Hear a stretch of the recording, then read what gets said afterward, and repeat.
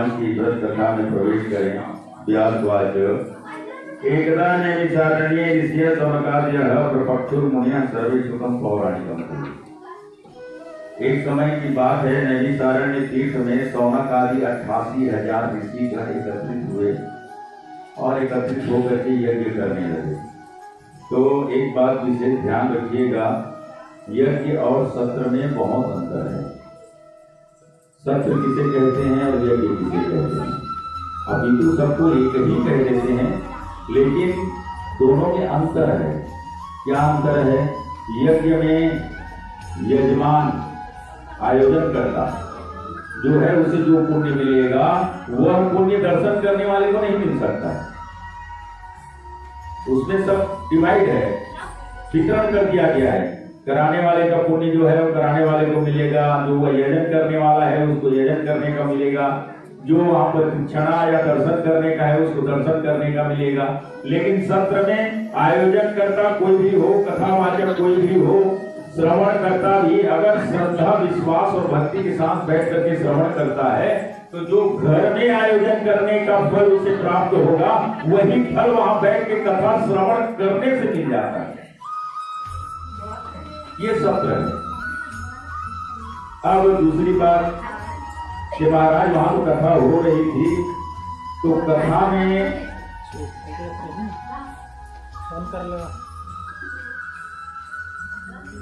बोलिए सत्यनारायण भगवान की। एक निवेदन है कि एक एक करके आते जाइए, पूजा करके अपने स्थान में बैठते जाइए, आपस में चर्चा ना करें तो ज्यादा अच्छा रहेगा। अब एक एक करके आते जाइए, सब एक एक करके आराम से पूजा करते जाइए, जितने समय तक कर सकते हैं। यहाँ शौनक आदि 88,000 ऋषि का यज्ञ कर रहे थे। तो यज्ञ में प्रातः कालीन दैनिक क्रिया से निवृत्त होकर के यज्ञ मंडप पर आकर के आवाहित प्रतिष्ठित देवी देवताओं का पूजन यजन किया जाता है और तत्पश्चात हवन किया जाता है। और हवन 12 बजे तक चलती है। 12 बजे के बाद हवन विश्राम कर दिया जाता है आरती करके, और फिर सभी विश्राम करने चले जाते हैं। इसीलिए आप देखिएगा, लक्ष्मी नारायण की कहीं भी मंदिर हो, राम जानकी के हो, राधा कृष्ण की हो, जगन्नाथ जी का हो, उस शंकर जी के दरवाजे को छोड़कर अन्य मंदिरों में पट बंद हो जाता है 12 बजे के बाद। भगवान विश्राम करते हैं। ऐसे भगवान कभी विश्राम नहीं करते, 24 घंटा कार्य करते रहते। पर एक भाव है तो विश्राम देना चाहिए। विश्राम का समय हो गया और विश्राम के बाद 3 बजे फिर प्रारंभ होता है, तो 6 बजे तक चलता है। आरती वारती किए और 7 बजे फिर अपने अपने गंतव्य में चले जाते हैं। अपने अपने स्थल पर पहुंच करके अपने इष्ट को, अपने गुरु को, अपने माता पिता को आराधना करना चाहिए। वो समय उन्हीं का है। सामूहिक हुआ, सामूहिक के बाद एकांत में अपना करो, क्योंकि सब के गुरु अलग हैं और सब अपने अपने गुरु के दिए हुए मंत्र को अवश्य जपना चाहिए। सूर्यास्त के समय में निश्चित रूप से दीप जलाना चाहिए। तो हमारे यहाँ 8 बज जाते, कहूँ दिन 7:30 बज जाते। 6 बजे से 7 बजे के बीच निश्चित रूप से दिया जल जाना चाहिए।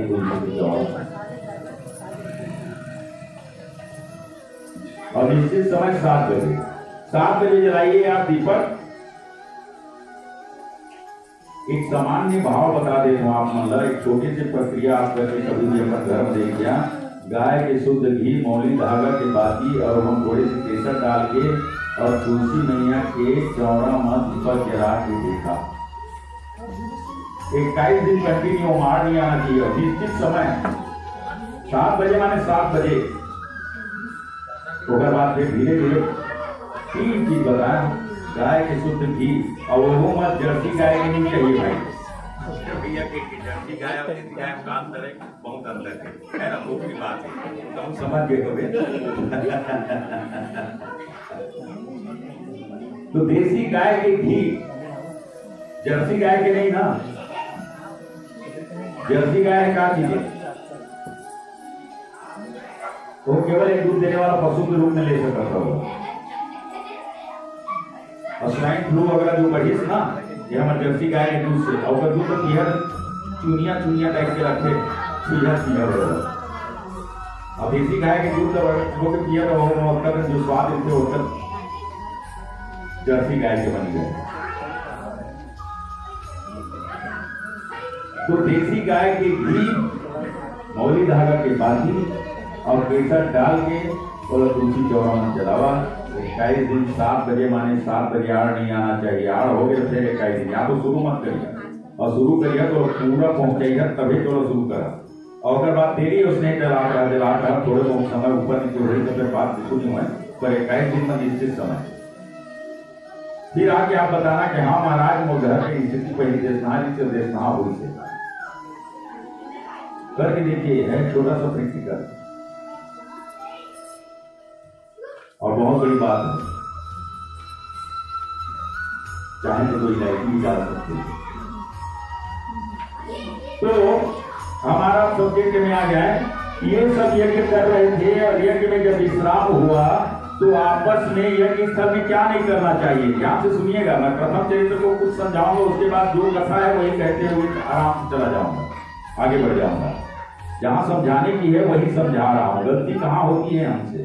हम यदि किसी तीर्थ में जाए, किसी मंदिर में जाए, किसी कथा स्थल में जाए या कहीं किसी पूजन स्थल में जाए तो अपने आप को सावधान रखें। वही असावधान बने, असावधानी वही रहती है। वहां सावधान रहना चाहिए, हमसे कोई त्रुटि ना हो जाए कि मन को लगाम दिला के रखिए कि मन से भी हमारा अपराध ना बन जाए। अगर तीर्थ में आप 1 पैसा दान करते हैं तो 1 लाख के बराबर होता है। तो यदि आप तीर्थ में या पूजन स्थल में या कथा स्थल में या कहीं अच्छे सत्कर्म जहां हो रहे हो वहां जाकर के थोड़ी सी 1 पैसे की गलती करेंगे तो 1 लाख के बराबर आपका अपराध बनेगा। इसलिए सावधान। ये कथा शुरू क्यों हो रही है यहाँ? कथा तो रोज सुनते हैं पर उसके विशेषता जो विषय है उसमें कब जाते हैं, उसको जब सुनेंगे, उसको जब समझेंगे तब बात समझ में आएगी। ये पूजा यजन करके जा रहे थे तो कुछ स्वाभाविक है। 88,000 ऋषिगण है तो कोई 22 वर्ष का रहा होगा, तो कोई 100, 100, 150 वर्ष का रहा होगा, कोई सबसे बड़ा उम्र का रहा होगा, कोई सबसे छोटा उम्र का रहा होगा, मध्यम उम्र के। जैसे यहाँ हम लोग केवल 30-40 लोग हैं तो सबकी उम्र अलग अलग है।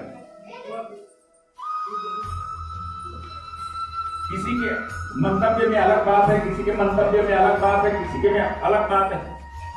तो ठीक वहां जब वो लोग जा रहे थे तो कह रहा है कि ये ऐसा कर रहा था, इसको ऐसा नहीं करना चाहिए। अब बड़े बड़े बुजुर्ग लोग सुन रहे हैं, अरे कह रहे हम लोग पुण्य कमाने के लिए यहाँ यज्ञ कर रहे हैं और ये एक दूसरे का विरोध करके और उसकी बुराई करके अपराध ले रहे हैं। इनको अपराध से कैसे बचाया जाए?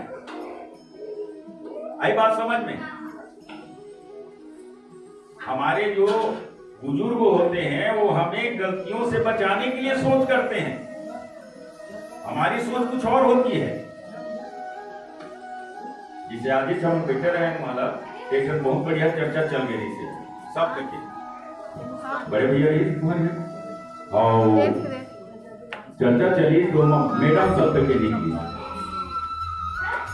आज बिना जाने सोचे अगर मीटिंग जाने कौन भी मैडम की। कभी भी आप गूगल चलाते हैं देखिए मैडम का क्या अर्थ होता है इंग्लिश में। जो अपने इंद्रियों को बेचने वाली है उसकी सरदारी जो होती है उसको मैडम कहा जाता है।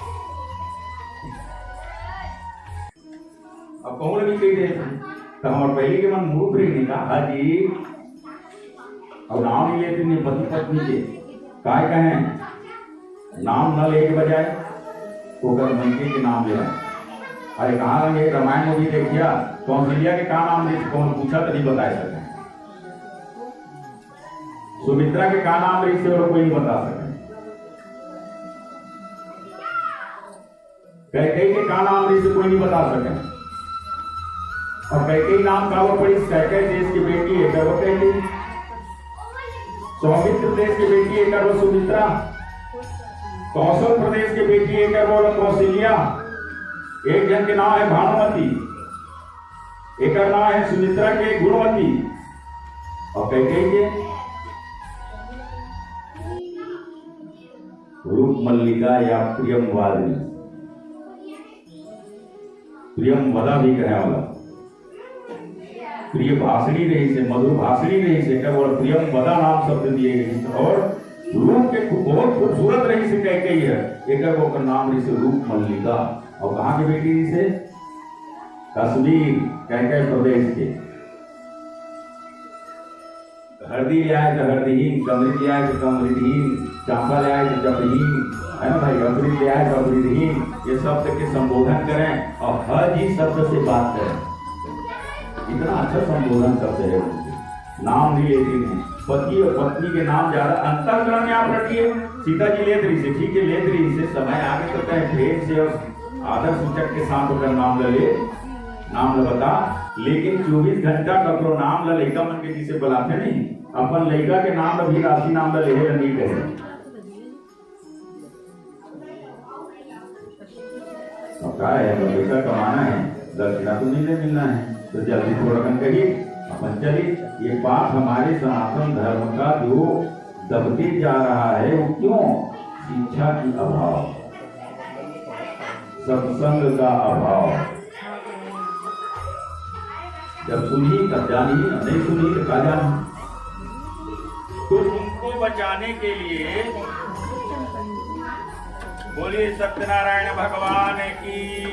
भगवानों का तो गंभीर बात से जन्म बता देता है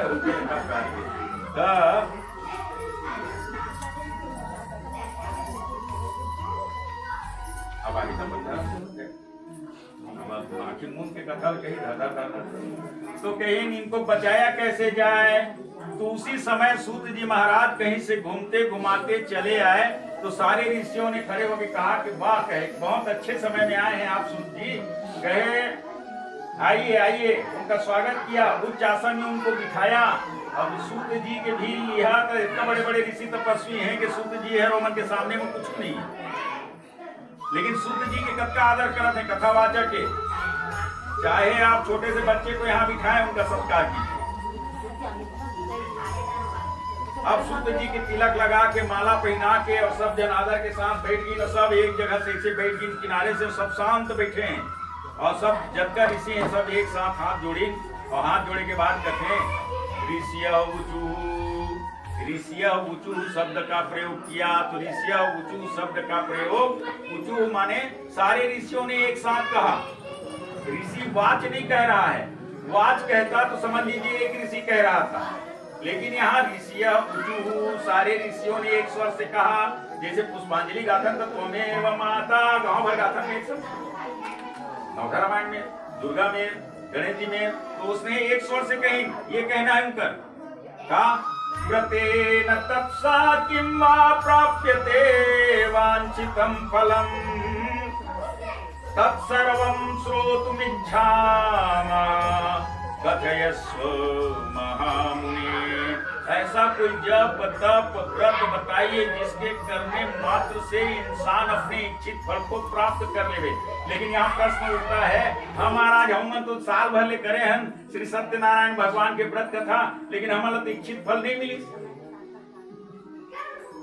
मैं तो रोज चंडी दाई में माथा टेके जाते हैं, लेकिन मोर चंडी दाई नहीं सुनी।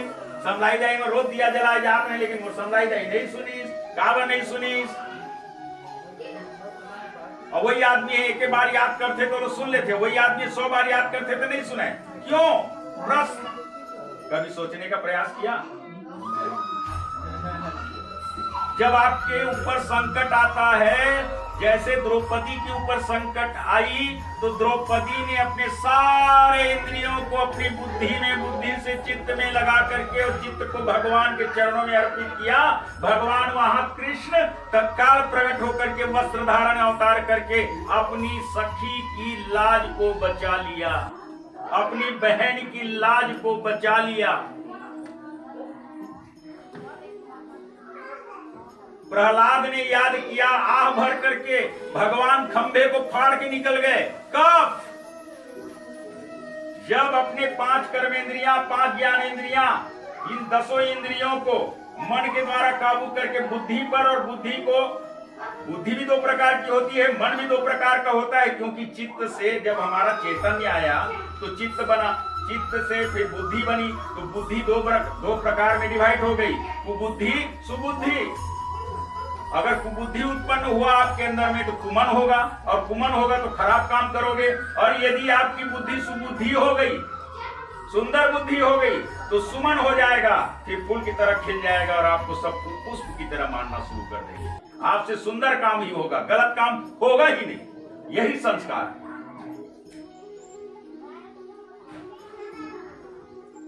तो सुंदर बुद्धि में ला करके अपने चित्त को और जागृत करके भगवान के श्री चरणों में अर्पित कर दो। यही साधन और सिद्धि है। चाहे राम नाम जप के उसको सिद्ध कर लो, कृष्ण नाम जप के सिद्ध कर लो, हनुमान नाम जप के सिद्ध कर लो। बैगा करते का नाम भला जपते हो, खेत लिखार रहे हो, तिले तिले आए हो, बेटा मोर गुरु के कहे, मोर कहे, मोर गोहर गौरी गौरा के कहे, आप फू फू फू करते तब भाग जाते एकदम सुंदर खानदान। गलत बोले तो क्यों? उससे क्यों सिद्ध हुआ? तुम उसी को बोलते हो तो नहीं होता। कारण समझिए कि हमारी इंद्रियां हमको नचा रही हैं। इंद्रियों को हमने काबू में नहीं किया है। सब इंद्रियां, कोई आंख कह रहा है चल सिनेमा देखे, कान कहते चल बढ़िया सुंदर श्रृंगार गीत सुनबो, मुंह कहते बढ़िया रसगुल्ला नमकीन एती होती खा लेते हैं, नाक कहते बढ़िया खुशबू आते, आहा ये लंगरुक जाते हैं, और मान ले बदबू आते तो ऐसे पीछे भागा। तो हम इंद्रियों से बंधे हुए हैं। सुगमम भगवन नाम जीवा च वसवर्तिनी तत्रापि नरकम यान्ति धिक दिगस्तु नराधमान। जो भगवान का नाम सरल है, जीव आपके बस में है। चला बताओ काकर काकर जीव बस में है? पवन महाराज ने कथा कहते तो जीव बस में हवे। जे दिन तो जीव बस में हो जाए वो दिन तो फिर दुनिया जीत ले। तो पहले किसे जीतना है? जीव को जीतना है।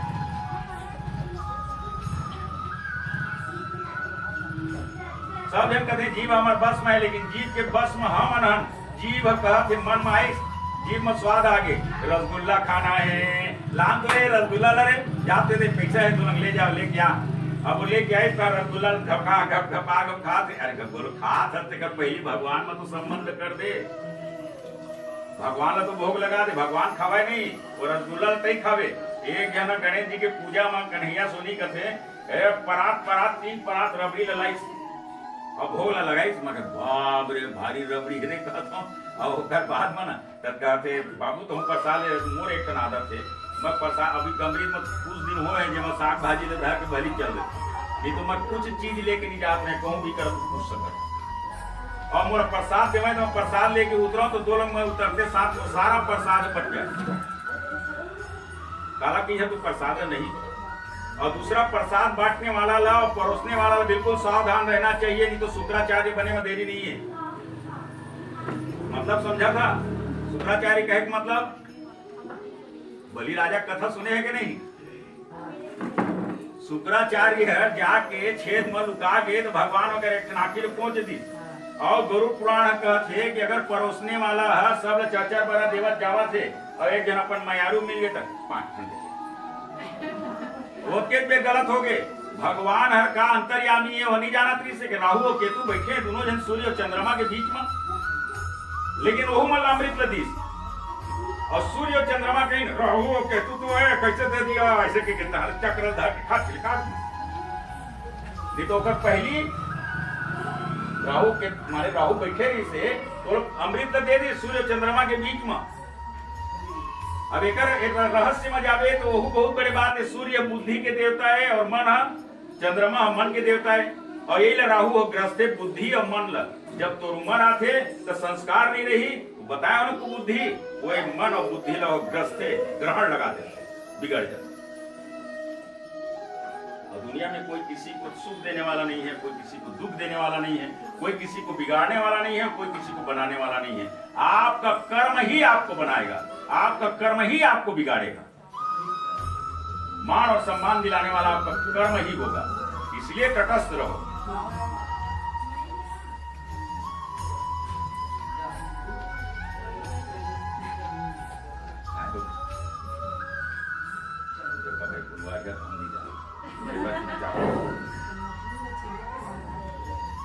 बोलिए सत्यनारायण भगवान की। और ये अल्लाह बरोबर जाए कि तो कैसे कथा की बोली। बोलिए सत्यनारायण भगवान की।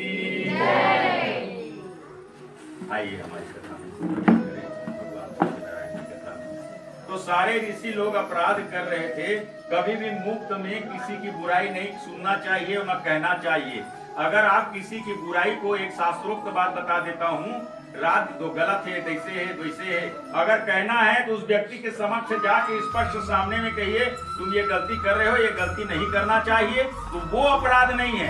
लेकिन उसके जाने के बाद यदि उसकी बुराई का हम वहां पे भंडाफोड़ कर रहे हैं 4 आदमी बैठ करके, तो समझ लो जितना पाप किया है उसका आधा पाप हमको ग्रहण करना पड़ेगा।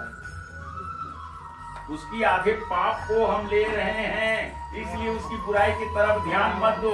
गुण अवगुण, ध्यान से सुनिएगा, गुण अवगुण सबके उर रही,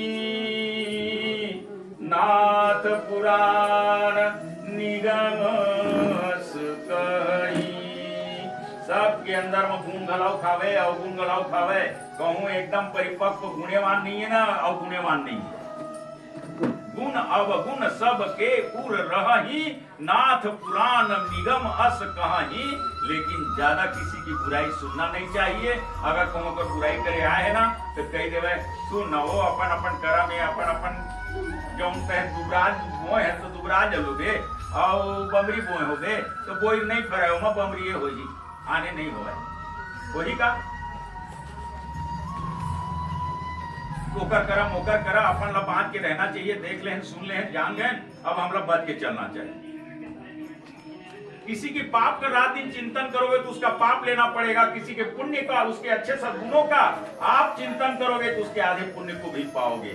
इसलिए उनकी आराधना, उनका चिंतन करना चाहिए। अपने गुरु माता पिता का चिंतन करना चाहिए, अपने इष्ट देवी देवता का चिंतन करना चाहिए, समाज के उन ऐसे पुरुषों को याद करना चाहिए, उन ऐसे माताओं को याद करना चाहिए जो देश को शिक्षा दे। रास्ते पर चले पर रास्ता नया बना गए, कुपथ का नहीं सुपथ का। इसीलिए तो गोस्वामी जी ने लिख के रख दिया, नहीं तो रामायण तो पहले श्रुति और स्मृति पुराणों को बोलते हैं सुनो और स्मरण में रखो। आजकल तो डायरी में लिख के बावनो मन धरे रहा था ओम गणानां त्वा नी देखे रखो तो फिर भुला जाओ। अब इतने 20 घर पढ़ के जाओ तो 20 घर में याद हो जाना चाहिए ना, अगर बाद भी याद नहीं गलती हो जाती। इसलिए देखना जरूरी है क्योंकि कलयुग का प्रभाव है और आने वाले समय में मनुष्य चुपचाप बैठेगा और यंत्र लोग काम करेंगे।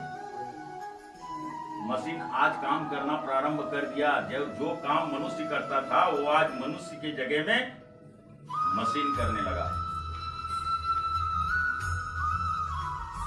उनको बचाने के लिए ये प्रश्न किया गया कि व्रतेन तपसा किं वा प्राप्यते वांछितं फलं तत्सर्वं श्रोतुमिच्छामः कस्य सुमहामुने। ऐसा कोई जप तप व्रत बताइए जिसके करने से मनुष्य अपने मनवांछित फल को प्राप्त कर सके और ज्यादा समय ना लगे, क्योंकि मन को बिगड़ने में समय नहीं लगता। किसी को साफ करने में समय लगता है लेकिन उसको गंदा करने में समय नहीं लगता। जब बरसात में मस्त पानी गिरा थे तो चिकला में जाके सफेद सफेद कपड़ा पहन के तब बैठ जा, कहा सब चिकला लग गए। अब वो चिकला लग गए तो सफेद फिर बनाना है तो कब तक मेहनत करना पड़ी। गर्म पानी कर, ब्लीचिंग पाउडर डाल, सोडा डाल, लीमौ के रस डाल, बोला बोर आधा घंटा, एक बाद कांच के सुखो तो दाग वाग निकली तो फिर प्रेस कर तो फिर चकाचक पहन के निकल गए। तो बनाने में टाइम लगता है, बिगाड़ने में कोई टाइम नहीं लगता। इसलिए सावधान होकर के चलिए, स्वतः सजग बनिए। कहे सूत जी महाराज कम टाइम में और अपने इच्छित फल को प्राप्त कर सके तो इच्छित फल प्राप्त करने का मैंने विधा बता दिया। जिनके स्मरण में समझ में आ गया होगा वो अब उसका प्रयोग कर सकते हैं और प्रैक्टिकल कर लेना, तब मानना स्वीकार करना। अगर प्रैक्टिकल में खरा नहीं उतरता तो छोड़ देना मेरे लिए। अब